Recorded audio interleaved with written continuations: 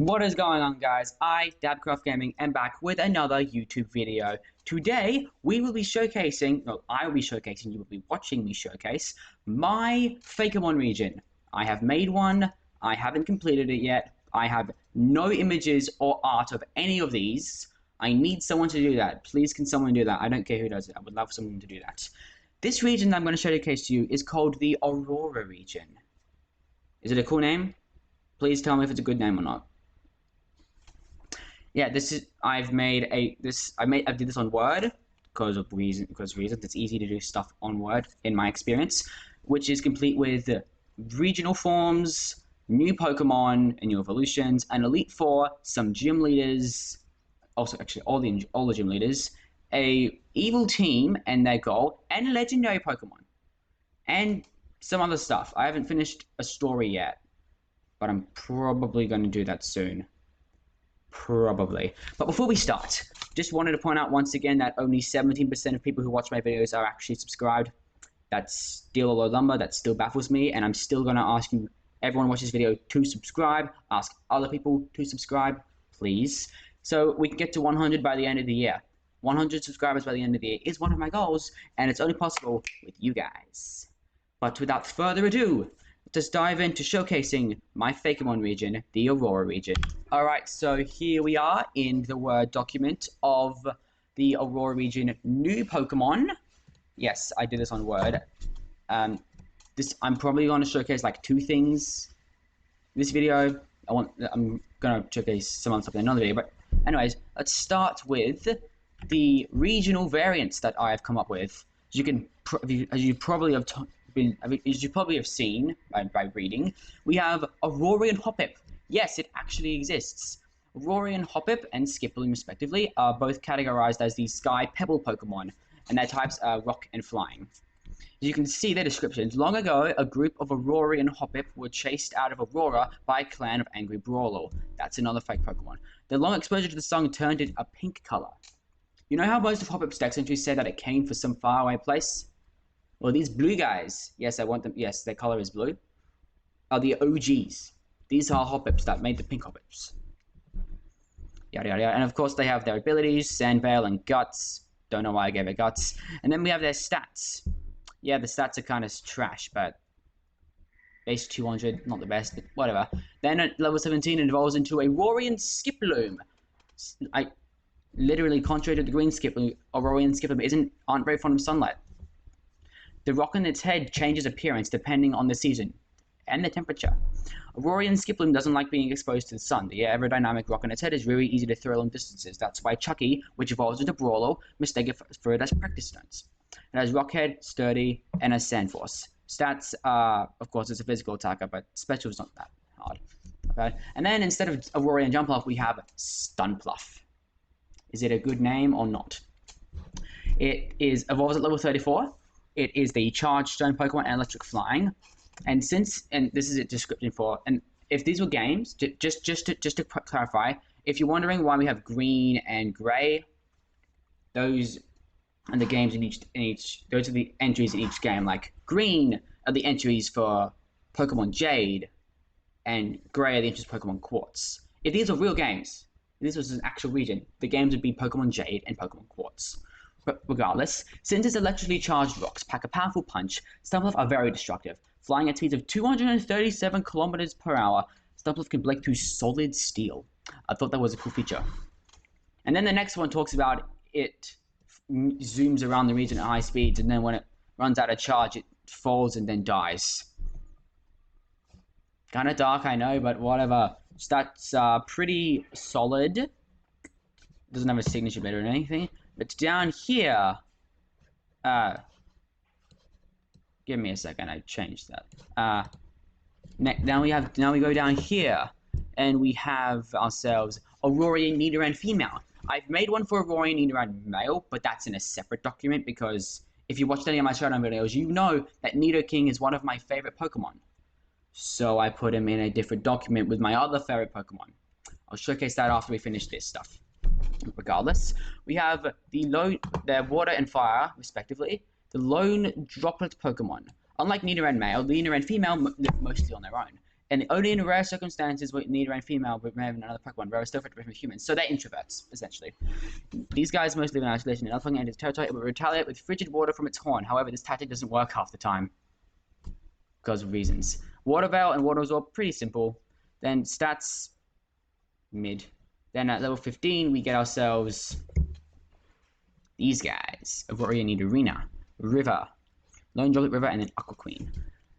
Yada yada. Yeah, when the Aurora Nidorina and Aurora Nidorino use either frigid cold water or the fire in their horns to smash through certain types of rocks, blaze and aqua respectively, to search for a water or a fire stone. If they can't find one, they go to a certain spot. Like these guys travel to Ingrain Forest. That's the name of the forest. A forest. Yeah, it's after the Pokemon move, because why not?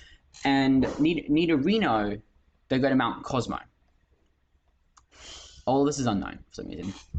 It doesn't work. Nidorino jumps into a trainer's bag and searches in that. Yeah, it's weird. Storm Drain, Lightning Rod, stats 60 points higher than these guys. And then we have Nidorai. Sounds cool. Waterstone, obviously. Aqua Queen, Water Ghost. These guys despise Nidoark, which is what Aurora Nidorino evolves into. If they ever cross paths, Nidorai will not hesitate to extinguish Nidoark with one water attack and then eats it. Oh, Nidorai hate Nidoark. Executing Nidoark is some form of test on Nidorai. If one fails, they get executed instead and then thrown into a river as a sign of disappointment and failure. I'm not racist. I wasn't going to be racist there. They have Curse Body, Lightning Rod, and then Pressure. Reasons. And they have a signature move, Wrath of Aqua. It's a special move. It's a ghost type. Yes, I made these guys a special attacker. 70 base power, 95 can't miss, and is boosted by rain. So essentially a water move. So it acts like a water move. It has the same effects as water move, like they get boosted in rain. It can't miss, just like Thunder can't miss when it's raining. And it disables super effective hits. So it's like Thunder's ability to not miss in the rain. Water moves getting boosted by rain, and then disable. But it disables all moves that are super effective against it. Like Freeze Dry, Electric moves, Grass moves, Ghost and Dark moves. It's pretty good. Stats are 500. Why not? Over here's Aurorian Gallade. If it's here on its own, because Aurorian Gardevoir is my second favorite Pokemon. So that's in the other document. Spirit Warrior. Ghost and Dark. Unlike Aurorian Gardevoir, Aurorian Gallade don't curse Viralize at all. It's an entire thing. It has the powers over darkness to play tricks on Aurorian Gardevoir whenever they curse other Pokemon. Hyper Cutter, Super Lock, and then Spectral Blade. It's a dark move with 80 base power, 95% accuracy, higher critical hit chance, and lowers the defense stat. 538, pretty good. I gave Sandygast a thing, so it's like red sand. Yes, seriously, red sand. What Aurora and Sandygast love more than anything is the screams of insane humans. They will use their sand-bending powers to trap wanderers in Haddam Desert, which is the desert in this region. And well after they go mad. All Aurora and Sandygast's soul desires to watch humans lose their minds by trapping them in an endless loop somewhere in the Haddam Desert. Rumor has it that a secluded part of Haddam Desert is made up of only Aurora and Sandygast. Like all the sand that you're walking in the desert, it's Sandygast of Aurorian form. Serene Grace, because why not? Flash Fire, Sand Veil. Stats are alright. Then we have Crazoards instead of Palisand. If you're questioning the name, don't worry, I'm questioning it too. We got ourselves Sunstone, Sociopath. After Crazoards rolls, its mental powers weaken and the humans it has trapped get freed.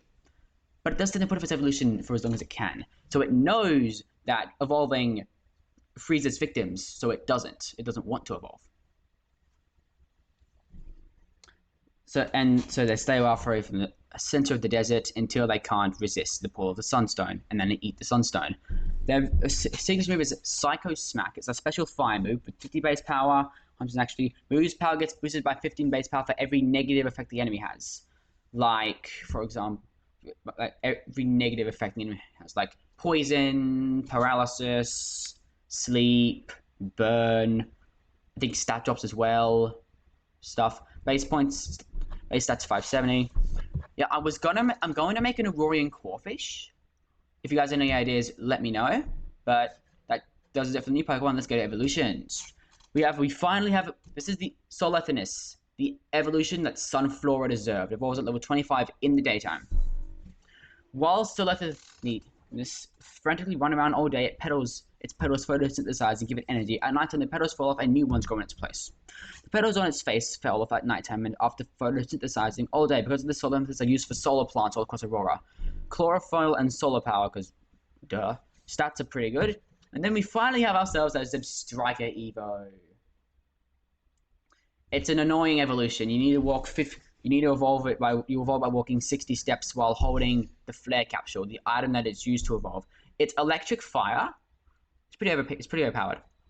The Blaze's top speed can exceed over 950 kilometers per hour. If you're wondering why it's 950, it's my favorite number. Can't explain. And since it never hits anything, the Blaze is used as a quick and clean and very reliable taxi service across Aurora. No flying taxis. Just get on this guy. Sometime in the past, an evolution scientist created the flare capsule and used it on Zeb Striker, but since the Pokemon couldn't control itself, it destroyed the lab and the scientist. Very dark, I know.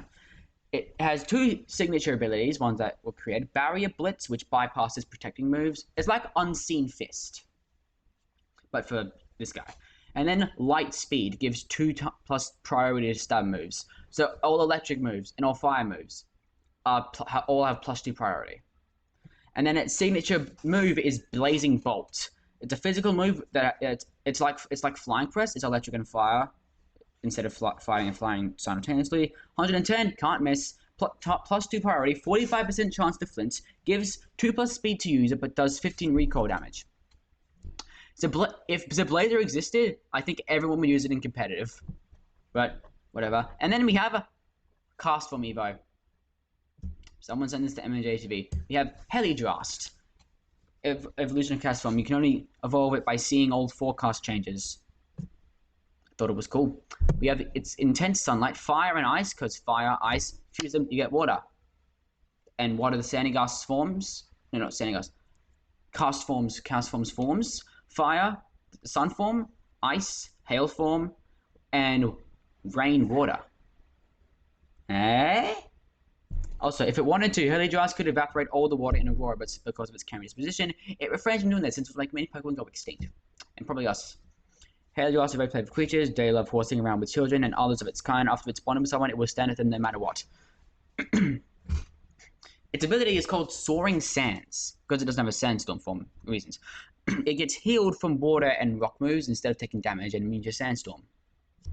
OP. Its signature move is Vapor Storm. It's a special move. It's fire and ice simultaneously. Base power 100, accuracy 90. Effects may cause a burn or a freeze. Power gets boosted in the snow and harsh sunlight. And then we have, it's good stats, 595. They're not equal, but who cares? Then we have a Lantern Evo. Lankterra, evolution of Lantern, evolved by using another item. It's the white Pokemon. What Pokemon is it? Electric and Ground. Lankterra is the result of Lantern getting chased out of the water by a Nidorai. Yeah, Nidorai are annoying and really mean. Finding the trade item helped them evolve and live on the land. You know how its ability Hydropower. You know how Delmise has Steelworker, so it gets stabbed for its steel moves. This thing has Lankterra has Hydropower, but for water moves. And then Water Absorb its ascend ability. And then its signature move is Gigawatt Overload. How much gigawatts is it? 1.21 gigawatts! Yes, I like Back to the Future. Anyways, it's a special move. It was originally physical, but Lantern's a special attacker, so I changed it. Its base power 120, 90, always crits, lowers both enemy defenses drastically, makes the user unable to move for one turn so it recharges, and lowers users' defense by 1 stage. Both of them. Stats are pretty good. And then we finally have another evolution after 10 years. Actually, it's 11, whatever. Titanion. It's a steel-type evolution. By harnessing the power of the magnetic field, Eevee evolved into Titanion. Its metallic structure is both unbreakable and incredibly shiny. If Titanion rusts, it gets dirty, it doesn't like it. It gets very sad and depressed. If Titanion ever finds itself in trouble, it will liquefy itself and escape through whatever it's closest and piece itself back together at the end. But that's if all returns. Statistically, 1 in 4,096 titanium don't get all of it put back together and replace it with white metal. Shiny Titanion will be white. Genius, I know. Lightning Rod and Flash Fire. Lightning Rod because Steel conducts electricity, so why isn't it weak to electricity? And then Flash Fire, because I just thought that would be cool. And then we have it's just stats. All evolutions have these stat distribution: 110 in any stat, 95 in any stat, 130 in any stat, and etc. etc. I gave it for defense because Steel is buff. So this guy has to also be buff. Sorry. And then we get some new Pokemon that I made up. We have Sweep Eye. This entire line right here based on magpies. Because I am Australian. This Pokemon is commonly dubbed as an annoyance among elders because of the way it swoops them out of nowhere. Like magpies. Once the Sweep targets you, there's no way to stop it. These guys never give up. If they want to sweep something, they won't stop until they hit it with a beak. So it's not sunrise that most people say is between dusk and dawn. That's when these guys are usually active. Early Bird and Speed Boost. Not really good stats. And then level 10 evolves into Pajagoli. This was originally a 2-stage Evo line, but I decided to make this guy because why not? Pajagoli spend their days thrusting themselves into trees as a test of strength and endurance. The Pajagoli that can break through the most trees is feared and respected by others. That's badass. But if Pajagoli get into a disagreement, they will thrust themselves into trees to see which one can break more. The loser has to singe its feathers with Nidoran Male Fire. Because why not? Rivalry and Kenai, and then Reckless. And then it has Miss Screech, excuse me. The rocket bot of a Pokemon. Miss Screech's favorite thing to do is to obliterate mounds of dirt and stone. By doing this, they scavenge for ruins of Stunpluff, which is their favorite snack. If you already forgot, Stunpluff dies after they run out of power and they start descending. These guys eat them when they're dead, even though Stunpluff is likely to be used as a fertilizer. And then these guys don't like Pokemon that get sand mounds and attack when they get too close. That's the reason why these guys can't be found in the Haddon Desert, because of Aurora and Sandygast. Rivalry, Kenai, and of course Reckless. And then 475, pretty basic. And then we have these two overpowered mons, Poika and Poipity. We start with Poika. It's a steel fairy type. Poika is commonly found around construction sites and other dangerous places. It's even more common than to be there for safety purposes. Its ability is called Safety. It protects Poika from critical hits, getting a status condition, and getting its stats dropped. So it's basically battle armor plus clear body plus whatever. Plus you can't get a status condition. This thing can't be poisoned. Although it's a steel type, it can only poison. It can't get burned. It can't get put to sleep. It can't get paralyzed. This thing's ability is overpowered. Base stats are 451. I don't know why. Poipity, it was level 29. Also still protection. Poipity is completely obsessed with safety. Maybe a little too much, but it's not that uncommon for this Pokemon to go a little over the top of the safety protocols. You should know what I'm talking about. It's still safety. And its signature move is called Code Red. I thought that was a cool name. A physical move is a fairy type move. Base power is 50. It can always hit. It can't miss. Effects. This move gets boosted by 15 base power for every stat change the enemy has. If all the stats are boosted. That meaning if the enemy has all of its stats at max, all of them at +6, excluding accuracy and evasion, of course. Code Red has a base power of 500. And after that, it randomly chooses one stat and takes it for itself. So say Poipity uses Code Red against a Garchomp with +3 attack and +3 defense. +3 attack and +3 speed. Yeah, I know I can't learn Dragon Dance. It's just an example. I don't know the math for that because I'm an idiot. But after it's hit with Code Red, Poipity will either take the +3 attack or +3 speed, and it will get +3 attack or +3 speed. Once again, overpowered. And then this is the Pikachu clone. The Storm Mouse Pokemon. A Pikachu seems to be related to Pikachu line. What did I just say? But aquatic. They regularly get into squabbles against Nidorina because they keep trying to eat Chinchou, which a Pikachu doesn't like. Pikachu and Chinchou seem to be allies in some way. They regularly help to defend against the natural players Nidorina and Sweep Eye. They have Static and Lightning Rod. Like Pikachu. Then Passiflame, evolved by using a Thunderstone. Yeah, this is definitely a Pikachu clone, isn't it? Passiflame still assists Chinchou while fighting Nidorina, and rumor has it they found and gave the trade item to Lantern when it needed help. So these guys are the entire reason why Langtower exists. Something ridiculous about Passiflame is that it attacks clones of Pokemon Pikachu because they're like copycats. I should probably be saying copy rats. The thing is, it's a Pikachu clone itself. Just what? Just what? It's funny, I know. 470. And then we have ourselves these two, Waterletch and Waterlegal. Waterletch crawl into a certain type of plant for protection, a wattle. If a predator gets too close to Waterletch, it will charge up its wattle and unleash a dose of shock therapy onto said predator.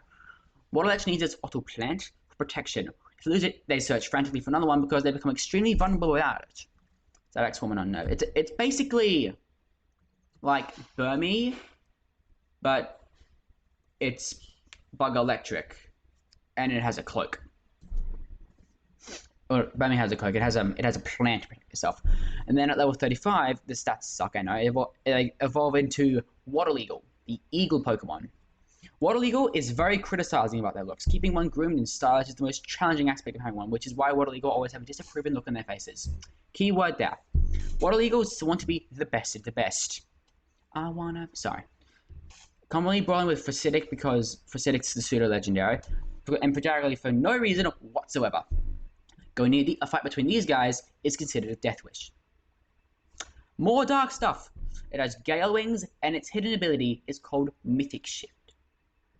More on that later. Well, not later. You can read it here. It's pretty good.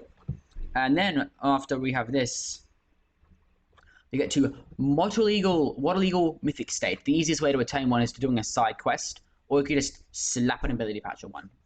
It's the first bug dragon type Pokemon. When Waterlegal enters this state, it's presumably uncontrollable and only focuses on its goal. Send the person who put it in that form to the Shadow Realm. There will be no recorded survivors when faced with this dude. Its ability is called so it's like, it's like what's it called? Guerrilla Tactics. Yeah, it's called Guerrilla Tactics. It's like Guerrilla Tactics for Galarian Diamond. You know when health goes before it gets power, it goes to Zen mode. Or no, it's called Zen mode, not Guerrilla Tactics. Sorry, I got my priorities mixed up. Anyways, so this thing, Mythic Shift, it goes into its mythic state and whatever. It's 660. Really powerful, I know. Its ability Insanity gives it a 50% boost to speed, evasiveness, and accuracy. As I said, really broken. And then its signature move is called Incomprehensible Might. Now you might be wondering, how can I have a signature move? It's a temporary form. Well, you can only have it if Waterlegal knows a dragon type move. It's a physical move. It's a dragon, 150, 95. It recharges base turn, lowers both defense by which stated. That's by 1. It can only be used if this guy knows a dragon move, like I just said. Attack of 200, it's pretty overpowered. And then we have these guys. These just two weak Pokemon, because why not? They're counterparts. Devenom and Tyvenom. Devil and Tiger. Tasmanian Devil and Tasmanian Tiger. A very playful and deadly Pokemon. If anything upsets Devenom, it will retaliate with a chomp from its mighty jaws. Whatever it bites gets severely crippled and scarred for your life. And your next 7 lives. I just thought that was funny. And then if something gets bitten by a venom, they must be rushed to the nearest Pokemon Center. If they don't receive treatment in at least 7 hours, whatever is bitten morphs into Obsidian. This was before I realized that Obsidian in real life is glass. Because I play Minecraft. Obviously, it has strong jaw. Base stats 400. Most of it's in attack and speed. This one's mostly in special attack and speed. Whatever. Then Tyvenom is fairy poison instead of dark poison. Unlike Venom, Tyvenom prefer to stay out of sight, only appearing to people in need. If one appears to you, they will heal you any injury you have, physically, mentally, emotionally, or spiritually. And maybe magically as well, I forgot. If Tyvenom and Devenom cross paths, Devenom will typically attempt to attack Tyvenom. But since they can't do much to Tyvenom because it's a fairy type, it doesn't really matter if they bite another. Its ability is Pixelate, same stat total as Devenom, with same numbers, just distributed differently. So that's all the new Pokemon and new evolutions on this list. There's another list that I'm just going to get up right now. Okay, here is the other one I made of my favorite Pokemon. And as you can see, I may or may not have made them better. I like these guys. Yes, I'm biased, but these guys are just so cool because Pokemon Showdown, yada yada. Anyway, so first up we start with number 1, numero uno, Aurora and Shroomish, and instead of being grass fighting, it's a grass fairy type. I'm now realizing that normal Shroomish is pure type, but whatever. Anyway, so unlike its Hoenn counterpart, Shroomish from Aurora scatters spores that soothe on contact instead of toxic ones. They are common sayings with gardeners and therapists. But in the wild, they will scatter the spores, soothe the motions of the predators, and then they will give them epilepsy, and then they peace out.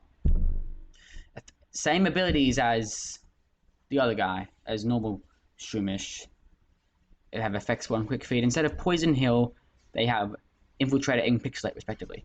The same stat total, and you might notice, but I actually gave these guys a 20% boost, a 20-point stat buff to one of their stats for the final evos. See if you can guess which one, because I forgot myself. Aurorian Breloom. Aurorian Breloom despise pollution, like me. If pollution affects their home, they will drive the polluter out of there and clean up most of the forest protection of these guys. They don't like acting on their anger, but if their home is threatened, they will not hesitate to punch the and up, and away with their almighty fists. I like the Technician, and they have a signature ability called Flash Fist. Physical, Fairy, base 55, and accuracy. Plus priority lowers accuracy by 1 stage. It's basically Muck Punch, but a bit stronger, has more priority, and has another secondary effect. And it's Fairy type. And it's a signature move. Next up, we have Aurorian Rolts. I gave these guys a cool thing. You'll see if you can see it. The Wicked, Ghost Poison instead of Psychic Fairy. Aurorian Rolts copies the actions of Aurorian Gardevoir by hexing any Pokemon related to the Viralize line, which is the Grass-type starter, because Viralize is considered cuter than the Rolts line, which infuriates them. You guys can figure that out for yourselves. Curse Body and Power of Alchemy. Same crappy stats as Rolts. We have Aurorian Curlia, evolves at level 20, just like normal Rolts. Still wicked. Like Aurorian Curlia copies the Maleficent actions of Aurorian Gardevoir by hexing the Viralize line, but sometimes it can't do this because of the influence of Aurorian Gallade. Yes, Aurorian Gallade tries to teach Curlia to not be evil. Sorry. 278. Same, also really bad. And then finally we have Aurorian Gardevoir, the wicked witch Pokemon. Aurorian Gardevoir started dabbing in the dark arts because of its getting overshadowed by Shine, which is the final evolution of the Grass starter.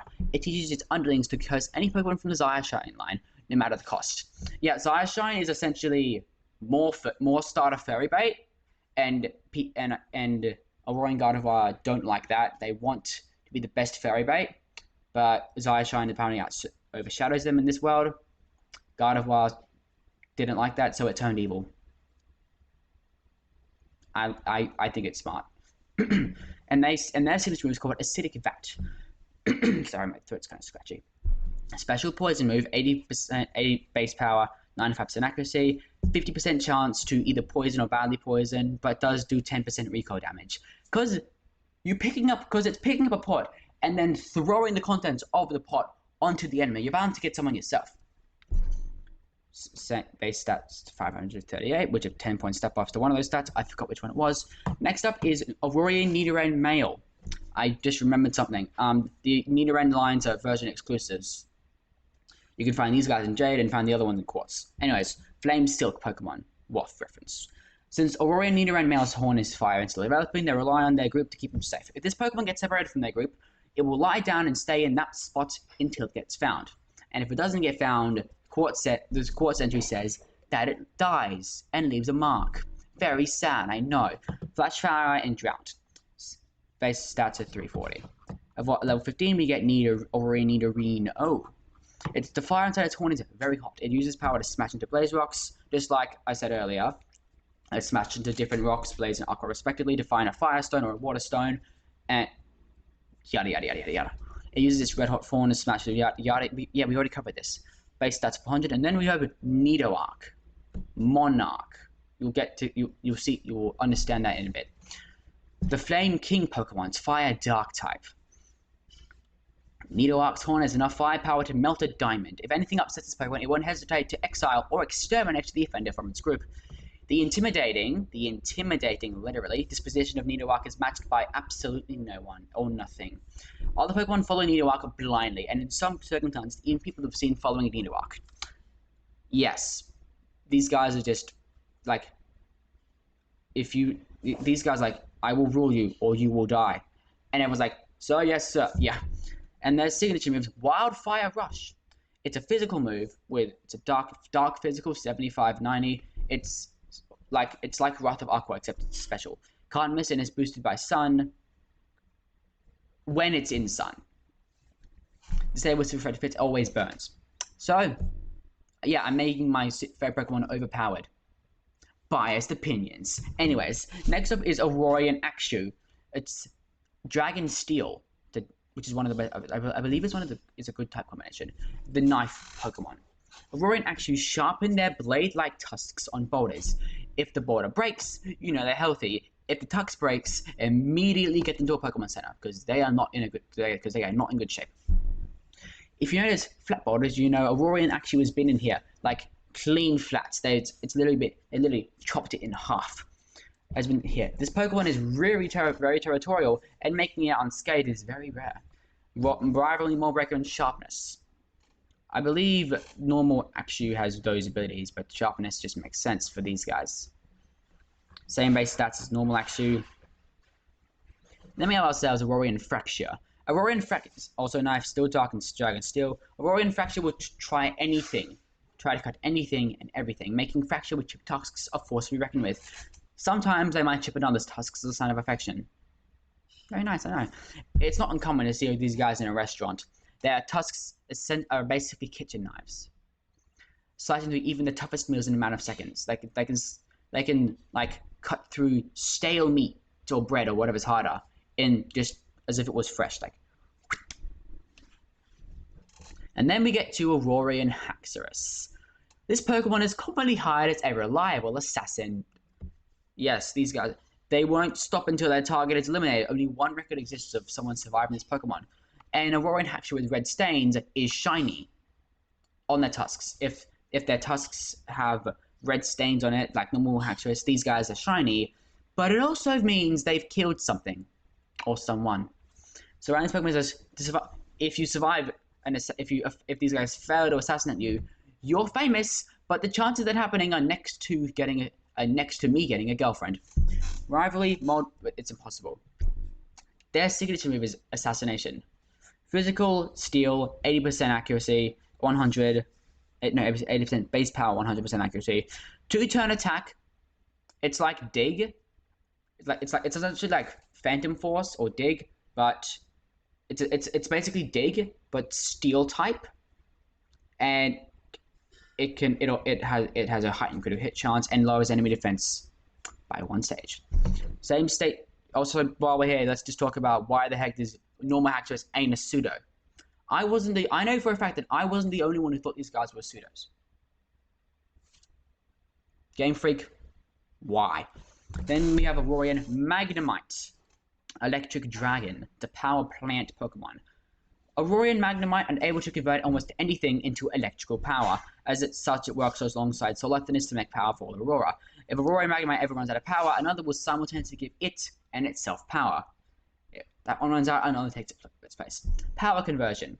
Gets healed in sun, rain, wind, and wind current. Immune to fire, water, and flying. So essentially, if there's harsh sunlight up, if there's rain up, if there's delta stream up, this guy gets 1/8 of its health healed. It's also immune to fire moves, water moves, and flying moves, although it already resisted those attacks, so it didn't really matter. Base stats at 325, and then at Aurora Magneton, power plant. After evolution, these guys can produce more power more effectively. Sadly, they don't get many breaks than any others. These guys can make power out of anything. So these guys don't. So the region doesn't suffer from too many power outs. If one does occur, they will group together to fix it. It does power conversion. And finally, we have Aurora Magnezone. You can only get this by evolving an Aurora Magneton by leveling up in Solical, which is a city. Which is one of the cities in this region. When these guys evolve, an EMP wave is released. As such, they evolve in remote areas where they can't do any damage, but it does affect other Pokemon. That doesn't make any sense, and that's why it's funny. Aurora Magnezone is essentially a walking battery, powered by the sun, the water, and the wind. Sometimes one of these guys finds a new way to convert, something new to convert into power, like blood. That would be weird though. Still, power conversion is ability, and then the move is Storm EMP. because it sounds awesome, because it sounds sick. It's a dragon move, it's a special move, 120, 85. It removes electric type of anyone on the field but itself. Super effective against steel and water types, because obviously stats are pretty good. So yeah, that's all the regional forms of the Aurora region.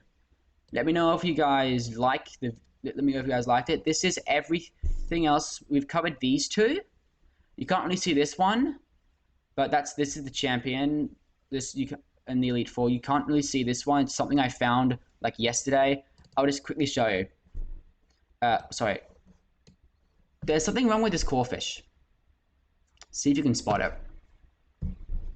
See if you can spot it. This is on a website. Like, I'll put the link in the description.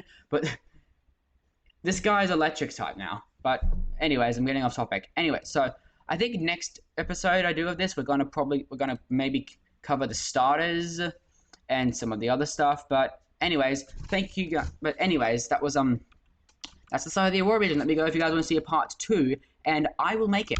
Anyways, thank you guys so much for watching another YouTube video by Dabcraft Gaming. I really appreciate it. And if you've watched to the end without clicking off for any reason, make sure to comment Breloom is king in the comments, please, or anything, just any Pokemon is king or queen or whatever you want it to.